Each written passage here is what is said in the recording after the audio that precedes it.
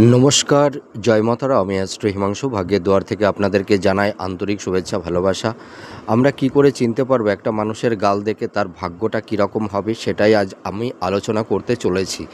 দেখুন, যদি কোনো জাতক জাতিকাদের এই যে গালটা, এই গালের নিচের অংশ দেখবেন, হাসলে যদি দুই পাশে এরকম ধরনের একটু টোল খেয়ে যায়, একটু গর্ত হয়ে যায় হাসার সময়, মানে যখন ওরা খুব হাসে, তাহলে সেই সব জাতক জাতিকারা ভীষণ সৌভাগ্যবান এবং সৌভাগ্যবতী হয়ে থাকে।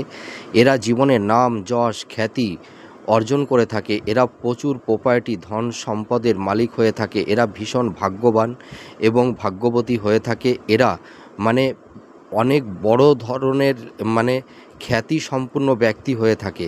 এই সব জাতক জাতিকাদের মধ্যে একটা আর্ট কালচার, আর্ট ওরিয়েন্টাল লক্ষ্য করা যায়। এরা ভালো অ্যাক্টর হতে পারে, নামকরা অ্যাক্টর হতে পারে, ভালো গায়ক হতে পারে, ভালো স্ক্রিপ্ট রাইটার হতে পারে।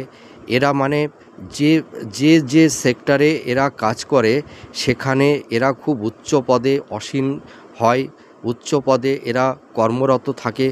এরা জীবনে খুব সুখী হয়। এদের দাম্পত্য জীবন, লাভ রিলেশন এদের খুব ভালো হয় এবং এক কথায় বলতে পারি যে এরা সাকসেসফুল ব্যক্তি হয়ে থাকে।